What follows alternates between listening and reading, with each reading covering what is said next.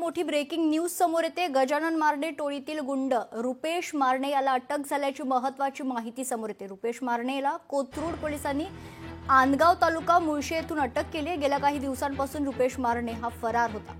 पुणे पोलिसांनी रुपेश मारणे याला बेड्या ठोकलेल्या आहेत, तर कोथरूड येथील एका तरुणाला मारहाण प्रकरणात गजानन मारणेसह रुपेश मारणे याच्यावर गुन्हा दाखल करण्यात आला होता। मात्र तेव्हापासून रुपेश मारणे हा पोलिसांना चकवा देत फरार होता। गजानन मारणे टोळीचा गजानन मारणे नंतर सूत्र चालवणारा हा मुख्य आरोपी आहे।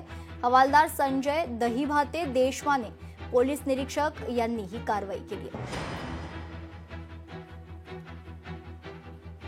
या संदर्भात सविस्तर माहिती जाणून घेऊया। तर लोकशाहीचे प्रतिनिधी अमोल धर्माधिकारी आपल्या सोबत जोडले जातात। अमोल, काय सविस्तर माहिती?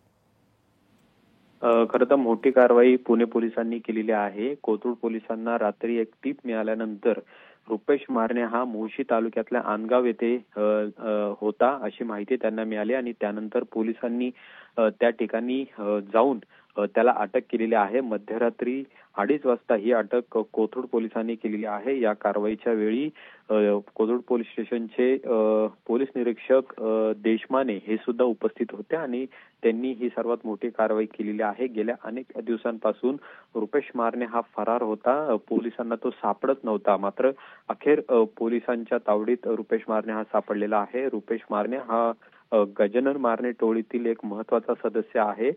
गजानन मारणे यांच्यानंतर सगळी टोळी हा रुपेश मारणे सांभाळत होता आणि काही महिन्यांपूर्वी पुण्यातील कोथरूड भागामध्ये एका तरुणाला जी मारहाण करण्यात आलेली होती, ज्याच्यामध्ये गजानन मारणे, रुपेश मारणे यांच्यासह टोळीतील अनेक सदस्यांवर गुन्हे दाखल करण्यात आलेले होते।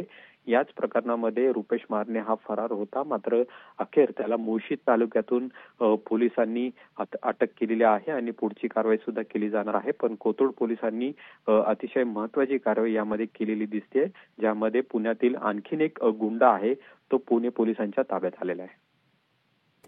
धन्यवाद अमोल, आपण दिलेल्या सविस्तर माहितीसाठी।